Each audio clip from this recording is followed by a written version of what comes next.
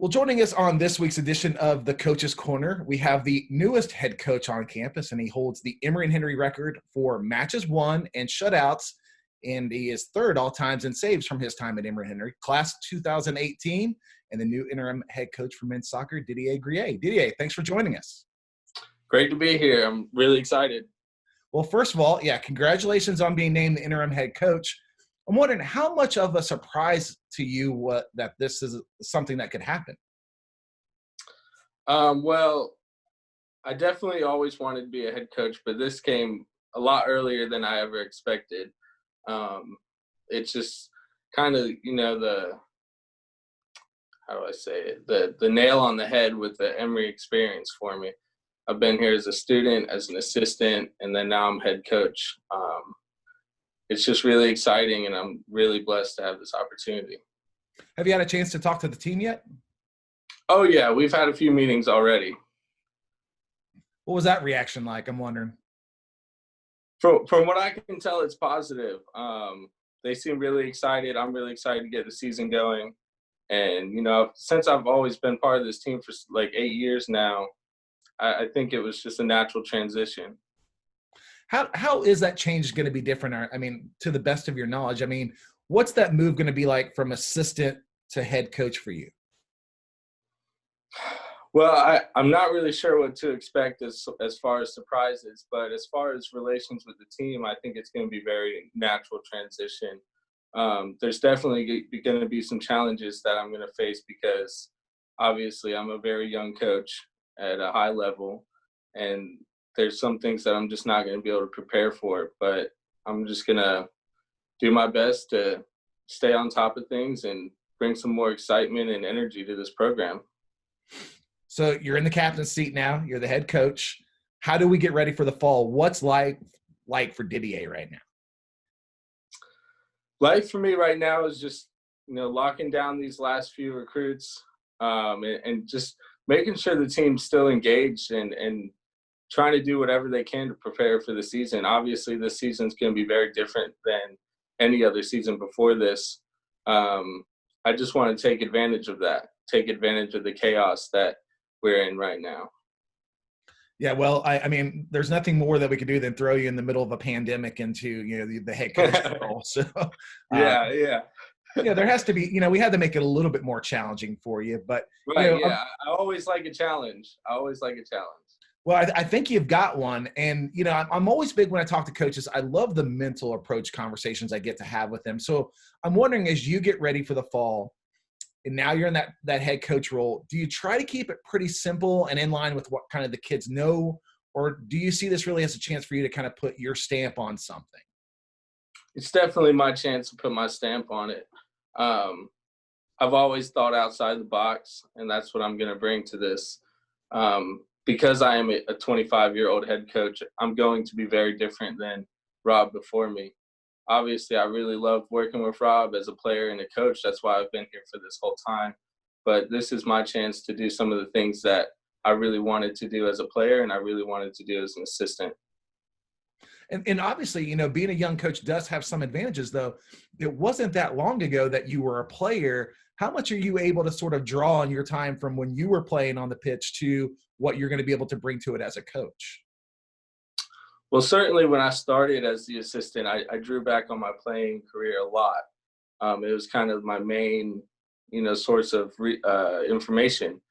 It's what I drew from. Now I'm looking more at my experience as an assistant to help me. I'm thinking less about my playing days more and more, just because they're less relative. Obviously, all the players and a lot of the coaches in the conference are different. Even though I played in it, they're different. You look at some of the teams, they're playing different formations. They have different coaches. They have different styles. And I have to adapt to that. And I'm going to change things myself. So for me, and I've been talking to the team about this, it's trying to find that new direction that, we can have a clean slate here and start fresh. I love that because it's not a secret that there have been some challenging seasons over the past few years. And, you've come from a time, though, where you've seen some success from when you were playing. Your senior season, team reached double-digit wins. I have to believe that's, something that you can draw on. But how badly do you want to see the team sort of turn that corner? Because, watching all of the games that in the past few seasons, there's a lot of quality play that's out there. We just, have lost some tight games. Well, I wouldn't still be at Emory if I didn't want to see it succeed. And that's why I'm here today. I've had a lot of people asking me, why are you still there? Why are you still there? And they just don't understand. I'm here because I care about the place and I care about this program succeeding. That's never going to change. Yeah, that passion of those of us that attended the college. I mean, you don't have to have attended the place to fall in love with it. But, I've talked to a few other coaches, and that pressure that we feel because we come from the institution and that's where we attended. Do you feel that a little bit yourself right now? Absolutely. I mean, when you put your blood, sweat, and tears into something, you want it to succeed. And I certainly have put blood, sweat, and tears into this program.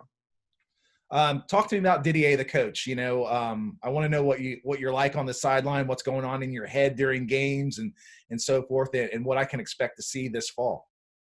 I'm certainly a lot more enthusiastic than Rob. He definitely had to keep me under control at some games.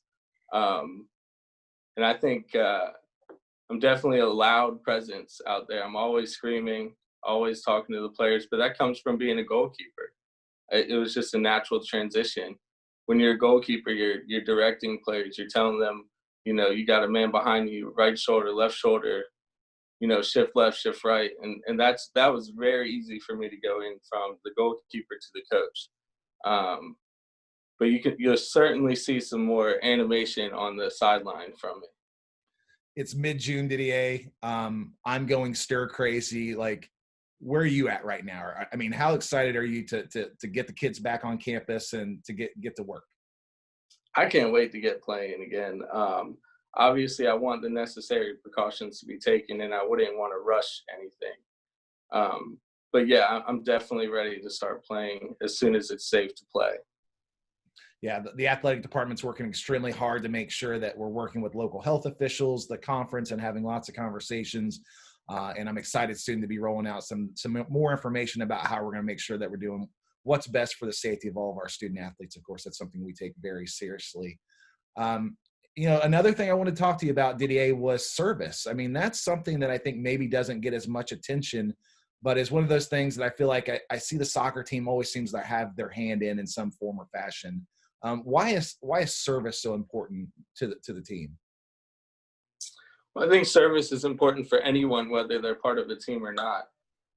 We just love to help the community, and we know that Emory and Henry has an impact on the community, and we just want to make sure we're doing our part, whether it's working in the garden, helping the grounds crew, or working somewhere within the community. We just want to make sure we're doing our part. Yeah, I think when you really become a part of the community by giving back in service, I think that one of the things I've really enjoyed about the athletic department is just seeing how much they really ingrain our student athletes in just the larger experience, not only on campus, but outside as well, to see that there's a bigger world than just the Emory campus. Absolutely. One of my favorite questions on Coach's Corner, Didier, I have to warn you about this, is Didier the coach. I want you to give me a scouting report on Didier the goalkeeper. Didier the goalkeeper. Well, he's fearless. He's fearless. He will come off his line aggressively. He's the best communicator on the field. I think anyone on the field could hear me communicating. But I think more so, don't underestimate his footwork. His greatest strength is definitely shot stopping and the goalkeeper fundamentals, but he'll definitely sauce you up here and there.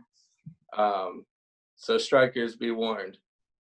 Does that still happen today in a practice or two with the team? I've definitely showed him what I can do. That's all. I'm going to leave it at that. Enjoy it while you can, Didier, because as you get a little bit older, those victories become less and less. So live it up while you can, my man. Yeah, I know that. Well, I have one more question for you. You finished your playing career in 2016. You got your education and degree in 2018. I was just wondering, I never had a chance to ask you, how satisfying was it for you to finish off that degree at Emory and Henry, and what's it mean to you? It meant a lot for me. In high school, I wasn't the straight A student. I had a lot of high school teachers and coaches tell me I was never going to make it. So being able to go to college was already a big step for me. Being able to graduate was just, I was over the moon about it. I always knew it was an opportunity for me, but I never thought I'd actually do it. Well, congratulations on, man. I think that, Emory and Henry, one of the things we always warn our student athletes about is that it's a challenging place. Academically, it's going to challenge you. And I feel like anybody that walks across that stage and gets the degree has really accomplished one of the greatest things they can in their life. So congratulations to you doing that. And congratulations on this job, Didier. I mean, just, for those folks that don't know much about you, I say this honestly, just one of the really great people in the King Center, and just really excited to see you have this opportunity. And, I guess I'm going to have to keep growing that soccer knowledge. I don't feel like I know a lot, having not much of a background in it, but looking forward to hearing you scream those directions on the sideline, Yeah, seeing some W's. Yeah, absolutely. Well, the Premier League starts up tomorrow. The greatest team on earth, Arsenal's playing. So I still follow the Premiership a little bit. Unfortunately, when I was in college, the team I did follow quite a bit, Leeds, is no longer, the team that they were back in the early 2000s. That's all right. It's never too late to become an Arsenal fan. I have friends trying to sell me on to Tottenham, so we'll see how that goes. No, absolutely not. I can't let that happen. I might need you to give me some advice. I can tell you one thing. Having grown up in baseball, a Cubs fan, I already have a lot of torture in my life, so I don't need any of those teams that are going to torture me. Definitely don't want to be a Tottenham fan. Okay, then I'll have to look a different way, because I'm ready to jump on a winning bandwagon. I'm not afraid to admit that. So then Arsenal will be all right with you. We're going to get back to winning ways. All right. Well, I'm excited to watch some Premiership, but I'm also excited to see some Emory and Henry soccer this fall. Didier, good luck on the season coming up, man, and can't wait till we get back in the King Center to get back to work. All right. Thank you very much, Brent. It's been a pleasure.